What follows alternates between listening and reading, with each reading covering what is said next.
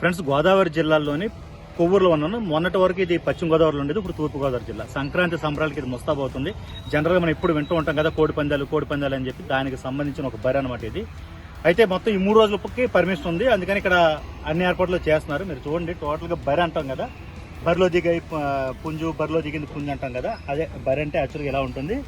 ఈ పచ్చటి పొలాల మధ్య ఒక అద్భుతమైన ఏర్పాటు కింద దీన్ని చేసుకుంటున్నారు, ఆచార వ్యవహారాలను పాటిస్తూ. దానికి సంబంధించిన ఏర్పాట్లు అనమాట. ఇక్కడ ఈ నిర్వాహకులు ఉన్నారు, వాళ్ళని అడిగి అసలు బరి అంటే ఏంటి, ఈ 3 రోజులు ఏమేమి జరుగుతాయి అనేది వాళ్ళ మాటలో తెలుసుకునే ప్రయత్నం చేద్దాం. వచ్చేసి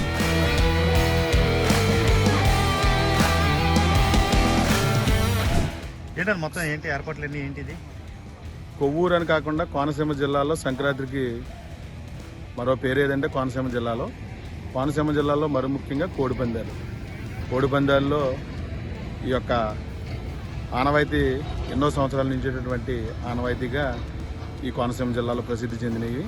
రాష్ట్రంలోనే కాదు, దేశం నలుమూలల నుంచి కూడా ఈ కోడిపందాలను చూడడానికి కోనసీమ జిల్లాలకే కారుల్లోనూ, బస్సుల్లోనూ, ట్రైన్లోనూ, విమానాల్లోనూ తరలి వచ్చేటువంటి జనంతో కిక్కిరిసిపోయే పరిస్థితి రేపొద్దున ఇక్కడ స్టార్ట్ అవుతుంది. పండగ 3 రోజులు కూడా ఎంతో ఆనందకరమైన, ఆహ్లాదకరమైనటువంటి ఆట ఏదైనా ఉన్నదంటే అది కోడిపందాలు. ఈ కోడిపందాలకి కొవ్వూరు నియోజకవర్గంలో భారీ ఎత్తున మేము ఏర్పాటు చేయడం జరిగింది. ప్రతి ఒక్కరు కూడా ఈ కోడిపందాలను చూడడానికి, అదేవిధంగా ఈ కోడిపందాల్లో జరిగేటువంటి ఆ థ్రిల్లింగ్స్ అన్నింటినీ ఎంజాయ్ చేయడానికి గ్యాలరీ రూపంలో మేము అందరికి కట్టడం జరిగింది.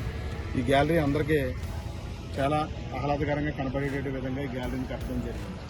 మొత్తం ఎన్ని రోజులు సార్ పర్మిషన్ మనకి 3 రోజులు, భోగి, సంక్రాంతి, కనుమ 3 రోజుల్లో కూడా ఈ యొక్క కోడిపందాలు జరగడం జరుగుతుంది. ఈ కోడిపందాలు ఈ 3 రోజుల తర్వాత మళ్ళీ ఇక్కడ ఏ విధమైన ఆటలు కూడా జరగడం అనేది ఉండదు. అసలు ఇదేంటి సార్, మొత్తం ఇదంతా కలిపి ఒక బరి అంటారా? యాక్చువల్గా కోడిపంది బరి అంటే మధ్యలో కోడి పందెం కొట్టుకుంటూ ఉంటుంది, దాని చుట్టూరు కూడా పందెంగాళ్ళు అందరూ కూర్చుని, అదేవిధంగా ఈ ప్రేక్షకులందరూ కూడా చూడడానికి ఇలా గ్యాలరీ రూపంలో ఉంటుంది. దానికి అనుగుణంగా ఇదంతా తయారు చేసే లొకేషన్ బరి అని చెప్పి అంటారు. ఇప్పుడు ఇదంతా కలిపి ఒకటే బరి అండి? ఇదంతా మనం ఈ కనపడిన ప్లేస్ అంతా ఒకటే బరి. ఈ బరిలో దాదాపు రోజు 50 నుంచి 100 పందాలు జరగడం జరుగుతుంది. ఒక రోజు ఒక పందెం అంటే ఒకసారి వేసిన కోడికి పని చేయదు. ఇంకా అంతే, ఒక కోడి చనిపోతుంది, ఒక కోడి బతుకుంటుంది, కనుక ఆ పందెం అయిపోయినట్టే. కేవలం ఇది 5 నుంచి 10 నిమిషాల్లో పందెం అనేది డిసైడ్ అయిపోతుంది.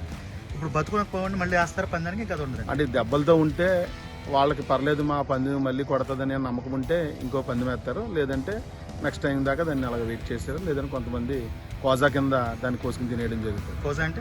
కోజా అంటే పందెంలో ఏదైతే కోడి చనిపోయిందో దాన్ని కోజా కింద పిలుస్తారు.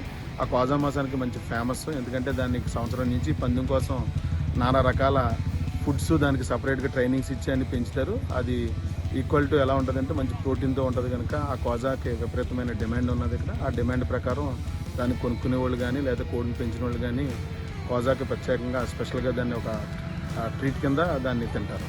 ఇప్పుడు గోదావరి జిల్లాలోనే ఫేమస్ అండి, బయట ఎక్కడ కోడిపందాలంటే ఉభయ గోదావరి జిల్లాల్లో ఫేమస్, అలాగే కోనసీమలో కూడా ఫేమస్గానే జరుగుతాయి. మరి ముఖ్యంగా భీమవరం ఒకటైతే, నెక్స్ట్ ఇలాగా తాడేపల్లిగూడెం, తణుకు, ఇలా మా కొవ్వూరు, రాజమండ్రి ఇవన్నీ బహు పేరుగాంచినవి. కొన్ని చోట్ల ఎడ్ల పందాలు, పొట్టెల పందాలు కూడా జరుగుతున్నాయి కదా, ఇంకా ఈ సైడ్ రాలేదా? అంటే మొన్న వడిసలేరులో ఇలాగే ఎడ్ల పందాలు జరిగినాయి. అదేవిధంగా మొన్న మేము లేగదోళ్ల ప్రదర్శన పెట్టాము. అలా కొన్ని దిక్కునేమో కబడ్డీ పోటీలు, కొంతమంది ముగ్గుల పోటీలు, కొంతమంది ఏమో ఆడవాళ్ళకి వేరే రకాల గేమ్స్ అనేవి సంక్రాంతిలో. ఎందుకంటే ఒక పండగ అనేది సంక్రాంతి అంటే పండగ.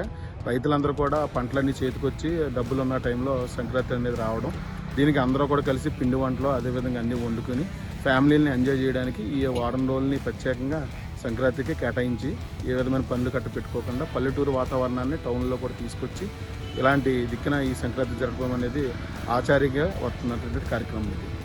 హ్యాపీ సంక్రాంతి. సంక్రాంతి హ్యాపీ సంక్రాంతి.